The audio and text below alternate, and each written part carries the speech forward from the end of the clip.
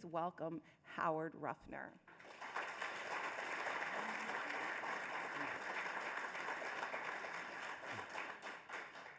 Wow. Thank you, and I want to thank Jan Leach, the journalism professor here, for inviting me to speak at the Poynter KSU Media Ethics Workshop. So I'm going to be reading most of my stuff here, and there are going to be slides projected at the same time, and I guess we'll take questions afterwards.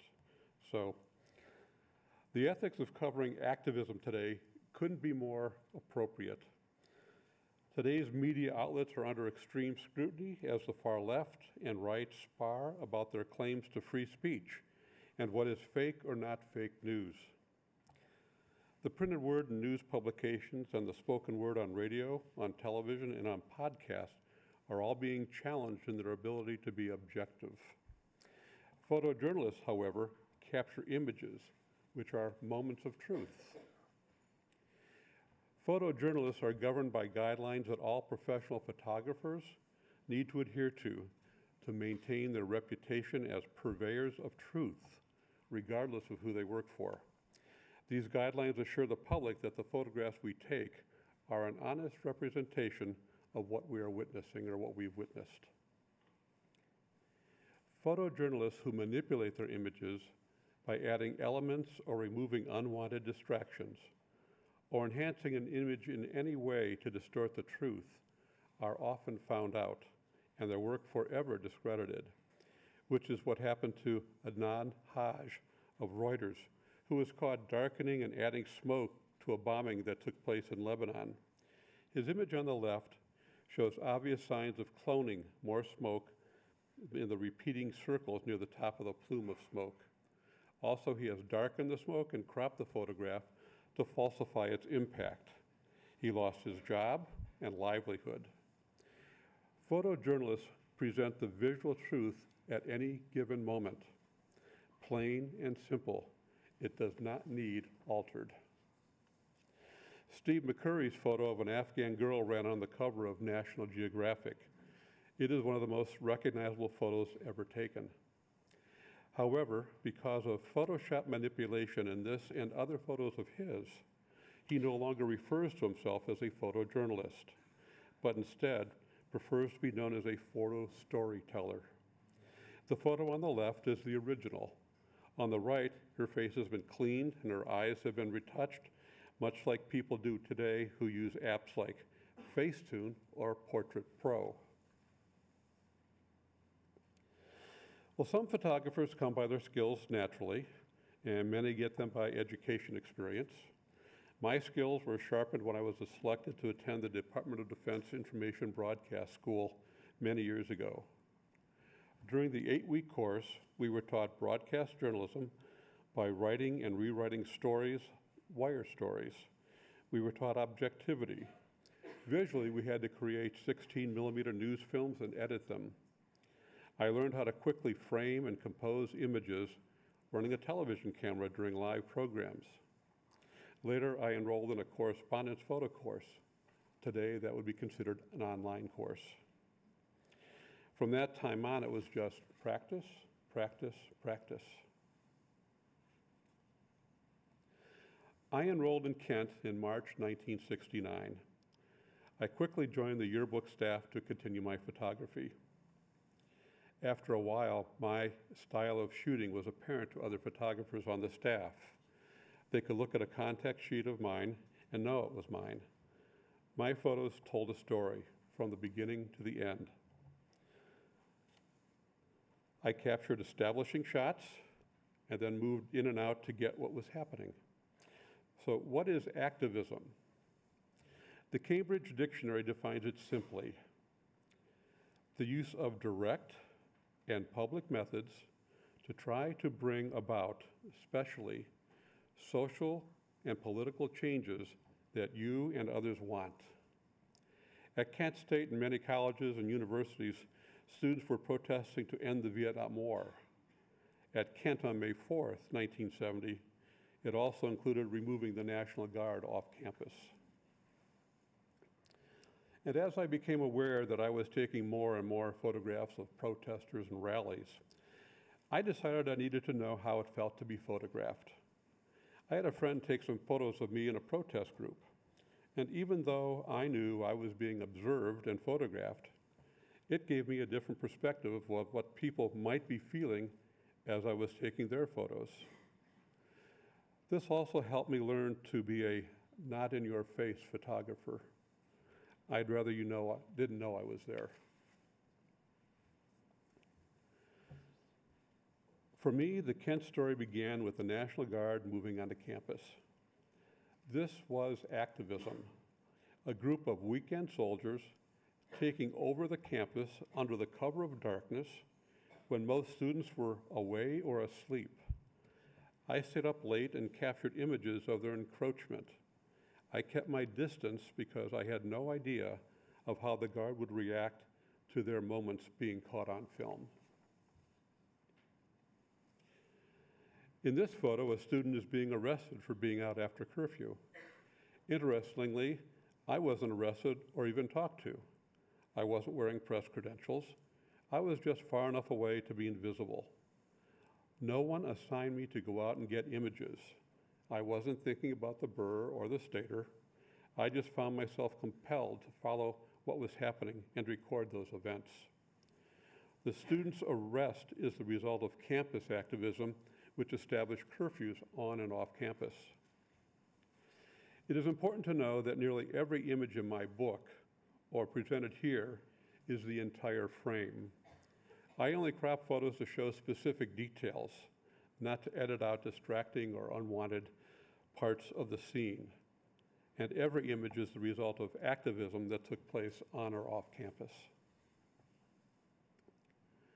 On Sunday morning, May 3rd, the story on campus was students and the Guard, kind of hanging out. No tension. Sure, there were words, but it was all kept under control. In this photo, there is a National Guard Jeep on the left, and a couple of guardsmen barely visible, with students all around. A female student can be seen leaning on the bumper of the Jeep. Some students are giving the power fist, while other students appear to be smiling and having a good time. This too is an act of activism, but it's not confrontational. Now, this couldn't be a more honest photo. The rope doesn't interfere with students and Guard having a conversation, but at the same time, it's obvious something isn't right. On Sunday morning, May 3rd, Ohio Governor James Rhodes, in the dark suit on the left, arrived on campus to pose for photo ops, like in this photo. And he was running for a U.S. Senate seat and wanted publicity. With the media watching, he took the opportunity to pose and have photographs taken. Again, this is a more honest photo of the governor that morning. In this candid, unstaged photo, the governor appears to have just arrived at the now destroyed ROTC building. There is no posing. Monday morning, May 4th, I walked to the Stater office. I was handed a phone and told Life magazine was on the other end. The woman from Life asked if I could send some prints to her from the weekend, and I said I would do that. Then she asked if I could cover any event that took place today on campus and send those prints as well. I agreed. She did not give me any specific details about what I should focus on. She also didn't tell me if I would be paid. It was up to me just to accept the assignment and take photos. As I left Taylor Hall, I noticed students beginning to gather on the commons near the Victory Bell. As I walked down the hill, I took this photo. This is my establishing shot for the events that would follow. This is the beginning of activism on the campus that day. Students are gesturing to the Guard and yelling obscenities. But other than that, the picture does not show any signs of violent behavior. The more involved students are seen in the front, while students further back appear to be just onlookers. Now, I share this photo to demonstrate that sometimes we can alter a picture without changing its truth, to reveal what some may have missed. Highlighted here are Jeffrey Miller, Marianne Vecchio in the front, and you can just barely see Jeffrey Miller's hand out there and his right leg. While Bill Schroeder and Allison Krauss are highlighted in the back, clutching books. Another person that's highlighted is Steve Sheriff. He's in the middle of the photograph, and he was the one who orchestrated the rally on May 1st to bury the Constitution. Most people viewing the original photo may have missed many of these important connections. So after taking pictures of students, I decided to take pictures of the Guard. After all, I was on an assignment to record the activity and events of the day, and so far I had only shown the student side of the story. I walked down across the Commons and showed my National Guard press pass, which I asked for the day before. I figured I would get some photos showing how the Guard was reacting to the students gathering nearly 100 yards or more away. It was obvious they were prepared with bayoneted M1 rifles as they marched onto the campus. Shortly, an announcement was made through a bullhorn that all students needed to leave the area and that no gatherings were permitted on the campus. I was on the Guard side as they began to move up the Commons as they planned to disperse the growing crowd of protesters and onlookers. With me behind the Guard were also local and national reporters and camera crews. In a gesture of their defiance, some students heaved tear gas grenades back at the Guard. The truth in this photo is that no students had any idea of confronting the Guard head on. They turned and moved away from the oncoming armed and bayoneted rush of Guard up the hill. Students aren't sticking around to do battle. You can see them on the hill heading away. These last two photos show a balanced photojournalism, what the Guard was doing and how the students reacted. The Guard separated into two groups. I followed the group going up the hill between Taylor Hall and Johnson Hall.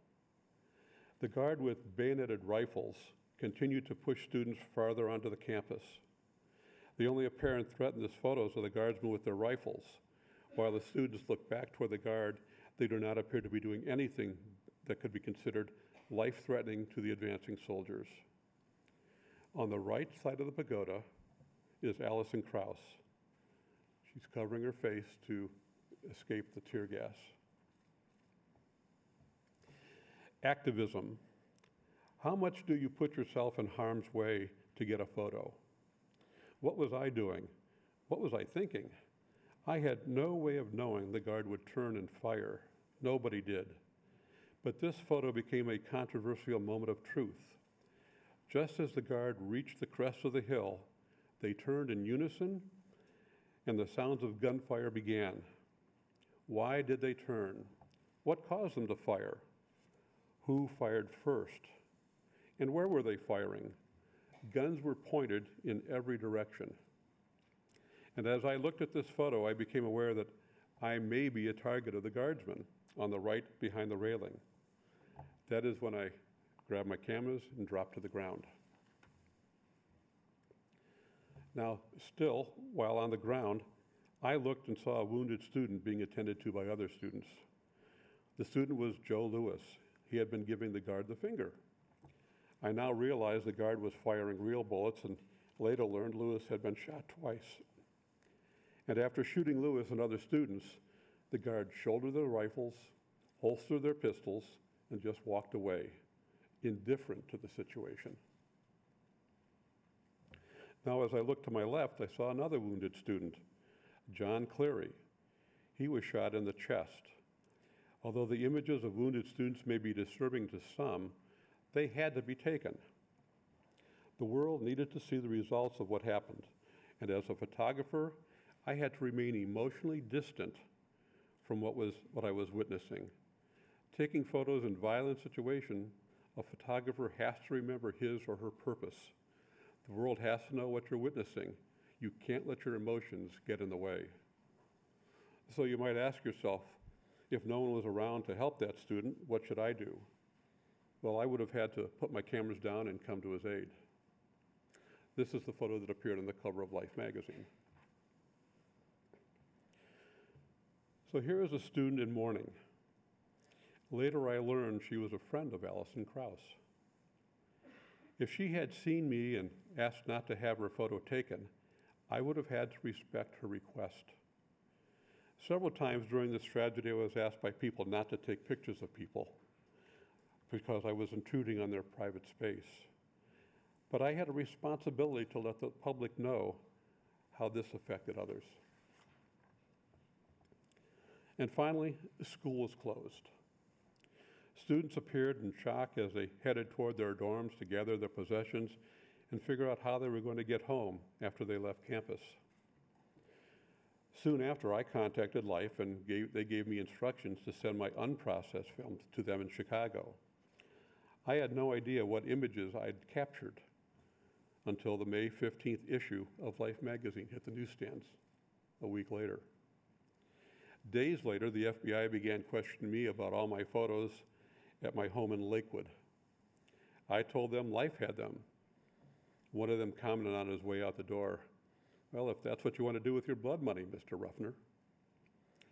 I believe Life didn't want to get involved with First Amendment issues, so a couple of weeks later, they sent me the process film and 8x10 print of every image, and the copyright was transferred to me. So this is what the Poynter Institute is all about, making sure writers and photographers know how important the truth is in the work they do. To be dishonest in your copy or a manipulator of images to make a point, you weaken the public's trust in the media. You bring down the very institute that makes this country great, which is a free press that our way of life depends on. We are the checks and balances of truth.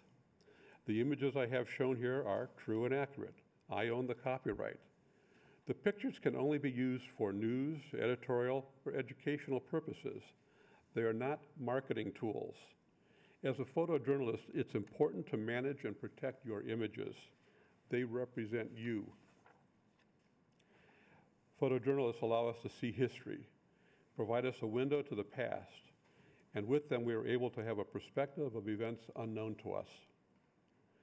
Today's photojournalists are the keepers of the truth in the work they do. The world today is facing many forms of activism. Activism from the far right as well as the far left, about mass shootings, politics, civil uprisings, and climate changes. You will capture the truth for future generations so that they may understand the world we live in. Now I want to give you a short story about something that happened afterwards. Months after the tragedy at Kent State, Life called me to take a picture of a PhD student. This student taught English and only had classes in the evening. The student was the son of a notorious member of the mafia. When I was asked to take this photo, the FBI was rounding up and arresting persons affiliated with the mob in New York City. I didn't have this person's address. I didn't know what he looked like, and I didn't feel like I wanted to be a paparazzi photographer and jump out from behind a bush and blind him with a flash of light. I called him and made an appointment to meet him and discuss my assignment. We met. He was very personable, and after we talked a while, he said it would be best if he called his lawyer. Well, I knew what that meant. No picture would be taken. But that's okay. I was okay with that. If that was the test, my test to get another assignment with Life, I failed. I never received another call from Life to take any other photographs. Then again, I had my self-respect and my ethics. Thank you.